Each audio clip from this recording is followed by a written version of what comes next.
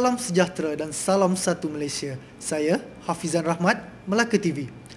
Rakyat akan menikmati pembangunan yang berterusan di bawah kepimpinan Kerajaan Barisan Nasional.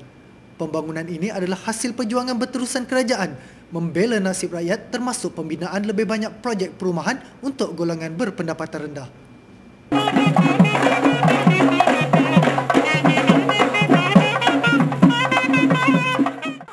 Satu taman yang besar, 100 ekar. Lebih besar daripada rumah awam, seluas. Yang dulu ni berapa luas? Taman perumahan, taman air berbau, 20 ekar. Yang ini 100 ekar, 5 kali ganda. Pembinaan Taman Satu Malaysia ini mengandungi pelbagai jenis rumah termasuk kos rendah, sederhana rendah, rumah kluster serta rumah kedai. Ia dibina di tapak seluas 100 ekar bagi memenuhi keperluan rakyat setempat yang makin bertambah berikutan kepesatan pembangunan kawasan sekitar.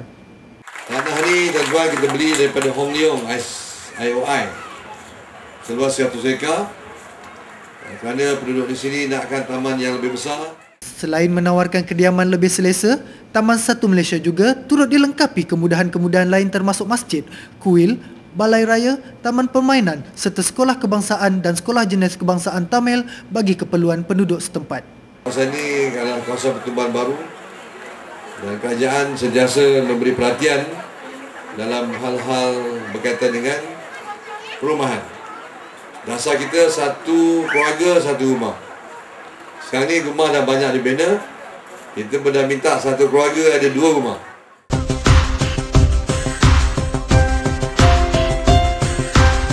Berita selanjutnya, tolak calon PAS.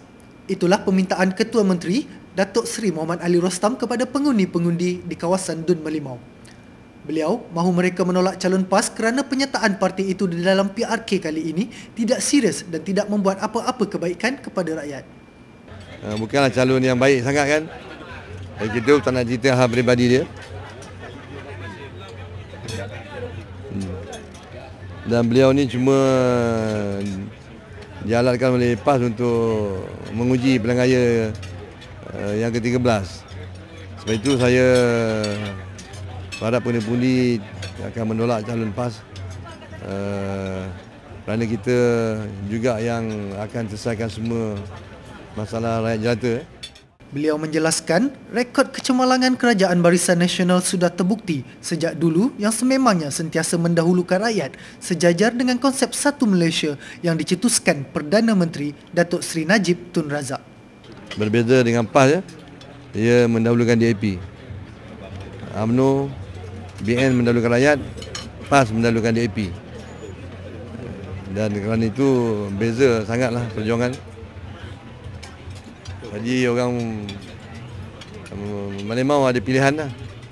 Sama ada nak mendahulukan rakyat ataupun mendahulukan DAP. Kalau mendahulukan DAP, undi PAS. Kalau mendahulukan rakyat, undi BN. Mengenai fitnah terbaru PAS yang mendakwa pemilihan Roslan Ahmad 44 tahun sebagai calon BN lebih bersifat kroni. Parti PAS, Nek Aziz pun ada Wan Adli kan. Keluarga juga. Lim Kit Siang, dia ada Lim Gua Eng. Dia ada Betty Lim. Kapal Singh dia ada anak dia juga. Apa Singh? Rubin Singh. Jadi dua-dua tu masih hidup dan jadi MP, jadi adun. Jadi PAS pun anak beranak, DAP pun anak beranak, PKR pun anak beranak, menantu lagi. Kita kat sini walaupun anak Datuk Ahmad, tapi Datuk Ahmad dah meninggal 32 tahun dulu kan. Dah lama. Datuk Ahmad sini meninggal berapa puluh tahun dah? 15 tahun. Beliau pun pejuang kemerdekaan. Banding dengan Lim Kit Siang, satu jasa pun tak ada. Banding Nek Aziz, satu jasa pun tak ada. Banding dengan PKR, Anwar bukan pejuang kemerdekaan. Tuan Ahmad Sini Allahyarham pejuang kemerdekaan zaman Tuan Ghaffar kan. Sebab itu beliau dilantik sebagai ahli parlimen tahun 69 sampai 78, 2 term. Dah meninggal 30 lebih tahun. Kemudian Datuk Abu Zahar pun jadi ketua menteri, bapa saudara Roslan dia dah meninggal dunia oleh Datuk Ahmad Senin kan. Baru Datuk Abu Zahar jadi wakil rakyat kan. Lepas tu Datuk Abu Zahar pension.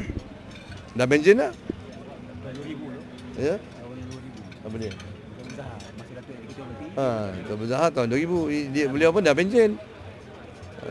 Roslan kebetulan dipilih bukan kerana dia anak ahli parlimen dulu, anak buah Ketua Menteri. Kebetulan beliau duduk jawatankuasa bahagian dalam parti dan dicalonkan. Jadi ini PAS Putar Belit. Semenjak dia berkawan dengan DAP ni, memang banyak betul petau dia. Hari-hari memfitnah.